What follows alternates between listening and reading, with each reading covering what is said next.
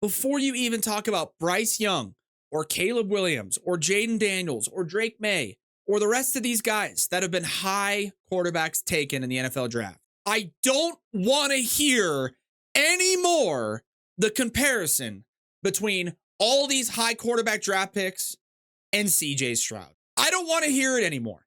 I don't want to hear it. CJ Stroud is so good and also was put into a situation that was incredibly favorable and set him up for success. That is taking away nothing from what CJ Stroud has done so far in his young NFL career. Nothing.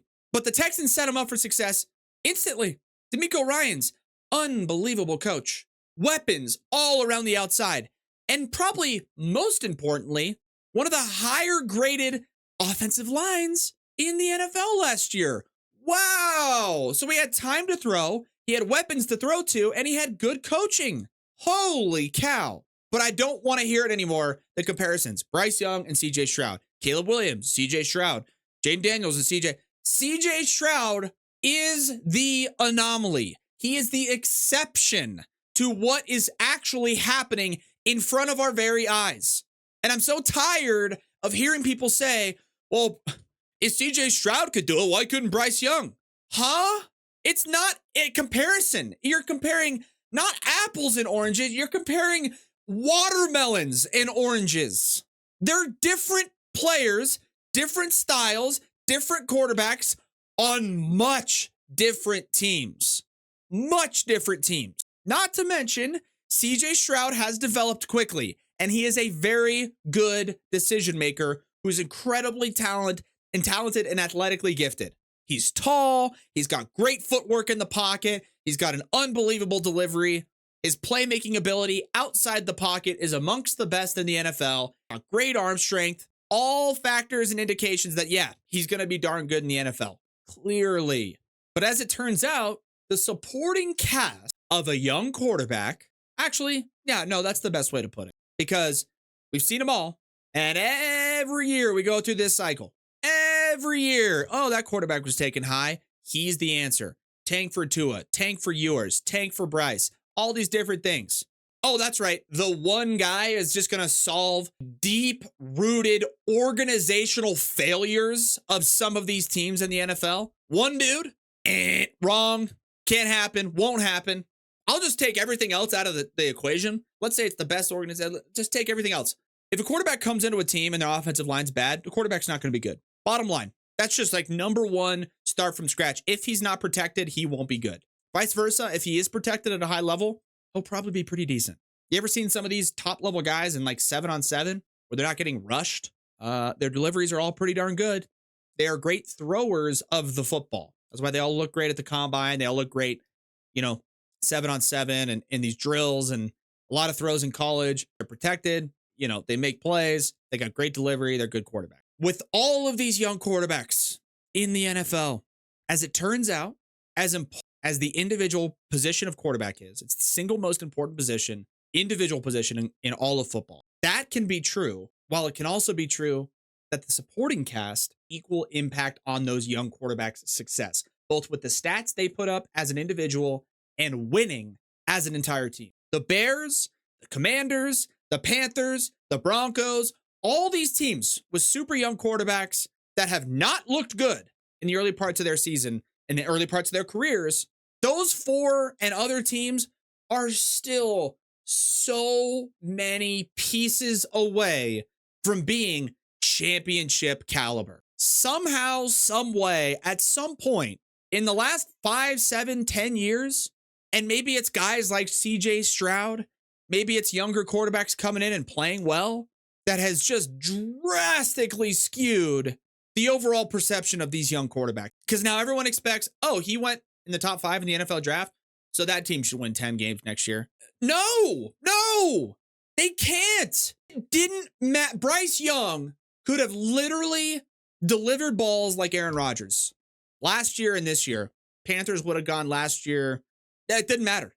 It didn't matter. It did not matter what Bryce Young did in his first year in Carolina. It did not matter. He literally could have made Mahomes caliber throws. That team was capped based on roster construction, offensive line, outside weapons, offensive backfield talent.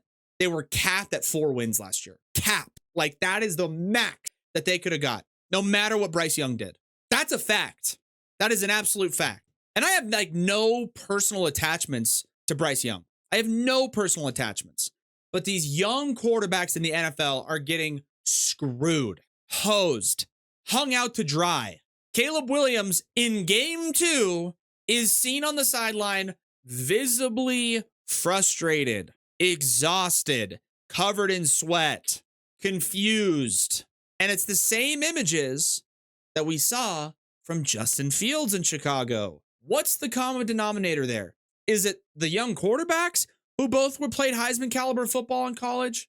Or is it the dumpster fire organization and bad play calling and horrible protection? What's the difference between Justin Fields last year and Justin Fields this year? Because this year he's 2-0 and last year, hot garbage. Why? Probably just pure coincidence, right? Oh no, wait a second. The Steelers are one of the best ran organizations in all of professional sports. Mike Tomlin is an absolute demon when it comes to maximizing offensive output, keeping his quarterbacks in games by putting together great defensive preparation and schemes before they play their opponents. Next thing you know, Justin Fields only has to score a combined 31 points in his first 2 games, and he's 2-0. Hasn't turned the ball over. He's getting outside the pocket, delivering some pretty high caliber throws, but doing enough to win football games. But Caleb Williams is the next Patrick Mahomes. He's a stud. He's all these things. He's pretty darn talented. Everyone agreed it. Consensus #1 overall pick by far. Bears fans, he's the savior. And he's getting his head taken off. Head taken off. Can't do anything, man. He can't do anything. Do you understand what that does to a young, new quarterback in the NFL and his confidence and how good he's going to be moving forward? Nobody understands what that does to a young quarterback. People just don't think about it. Why? Why do NFL fans and evaluators and people that are into the NFL league? Why? Why do NFL fans just not consider what being on a bad team does to a young quarterback? Forget about not winning. Forget about, drops or the supporting cast. Just from a confidence standpoint, how do people not take that into consideration?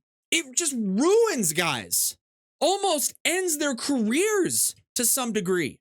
Look at every quarterback that was really successful in college and not good in the NFL. And what's the common denominator?